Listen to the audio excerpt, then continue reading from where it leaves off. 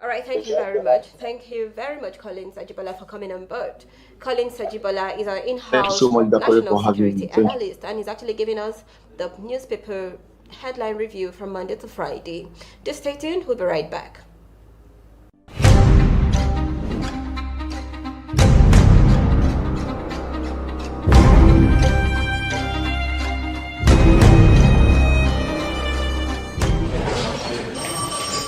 Yeah, I don't do anything, I don't do anything, help me, help me, help me. Shut up. You had better make a statement. Our own statement. And we will leave you. So I will not say anything. If I'm going to make statement, it will be what happened at the football viewing center. You arrested 10 persons for theft of a phone, just by hearsay. I see you don't want to leave here. We will just lock you up. Officer, I know my rights. My lawyer must get here before I make my statement, period. You are denying me of my rights. Officer, take him back to the cell. He's not ready. I'm innocent. That's my client's voice. Lucky. He called me right at the raid. I want to speak with my client immediately, now. Now this lawyer. This troublesome lawyer. Please bring that criminal out. What offense did he commit that you beat him up like this? They want me to make a statement contrary to what happened when I called you, but I had requested for my lawyer. Shut up. Don't shut him up like that. Don't shut my client up. He's right. The law has given him the right. Act 2015, according to section 17.2, says that a person arrested on allegation has the right to make statement as it will be electronically recorded in the presence of his lawyer, and if he doesn't have one, a legal aid counsel, official of a civil society organization, a justice of peace, or any other credible person of his choice must be made available. This is injustice and will not be handled lightly. But first, let's have the statement now. Such injustice, what nonsense, what nonsense. No security personnel can shut you up against your right. It is your right to make statement in the presence of your lawyer. Provisions has been made under section 17.2 of ACJA 2015, mandating that at the point of your making statement at a police station or any other place, a suspect is entitled to request the presence of his lawyer or any other person of his choice. But if the suspect cannot personally write his statement due to illiteracy or any other reasons, the police officer or any other person may write on his behalf before being signed by the suspect as his statement.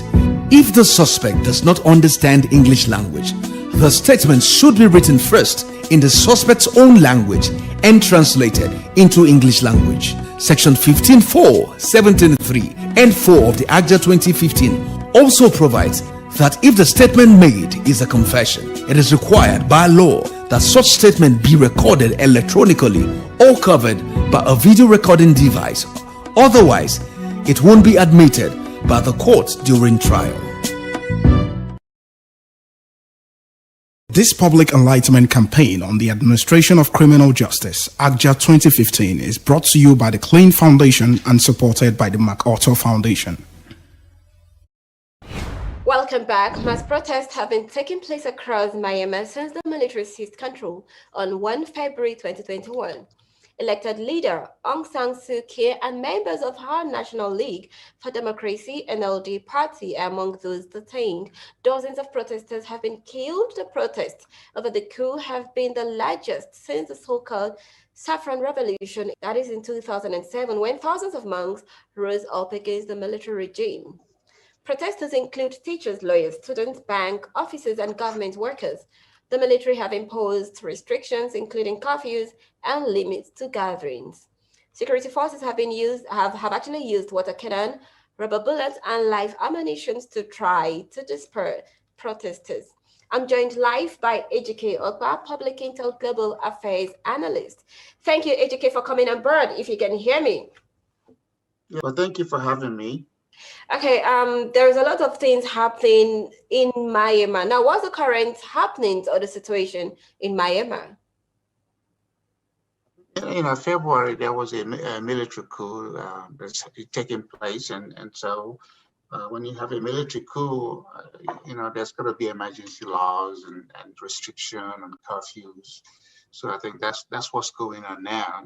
And in that part of the world, it's always unstable, especially with this particular country. Over the years, the military have had grip on power, and they've never really left, always looking for an opportunity to jump in, and I guess they did so this last month. Okay, how will this coup impact global markets and the global economy?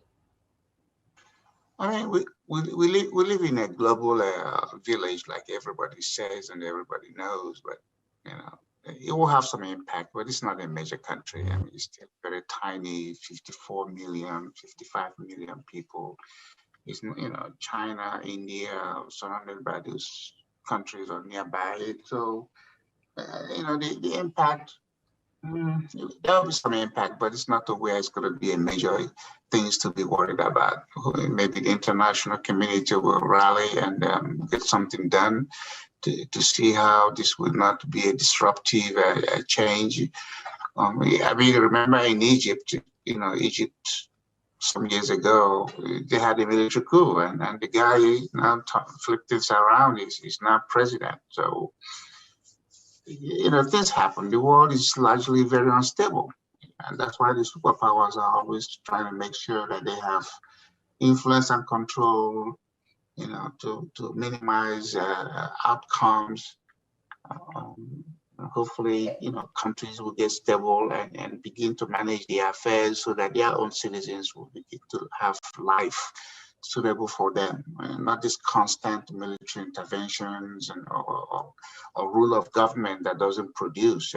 It doesn't really matter to me, if the military can give people the life they want, why not? But oftentimes we've seen that that's not the case.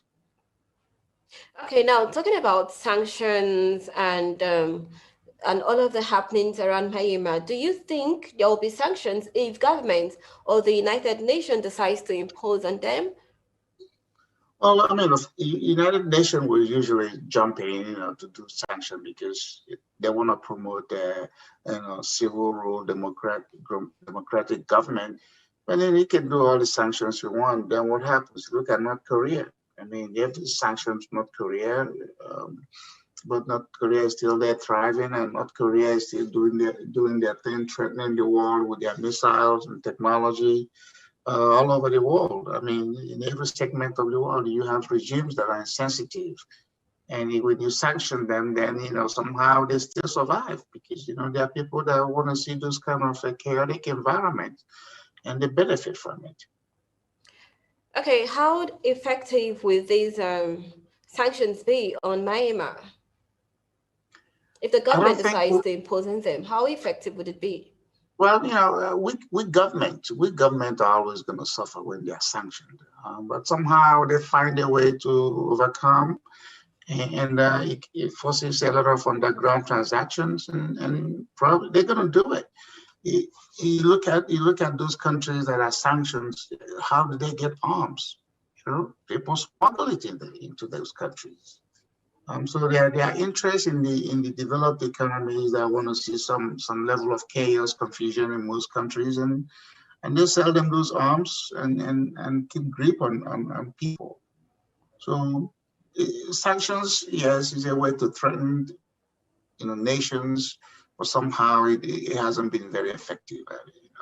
America will sanction China, China will sanction America, and still life goes on. For me, I think it's important that citizens of countries come to terms about how they want to be governed. Outside influence oftentimes don't do a whole lot of things if the internal issues are not addressed. All right, talking about security, what does this coup mean for Myanmar, security and democracy? Would there be elections again?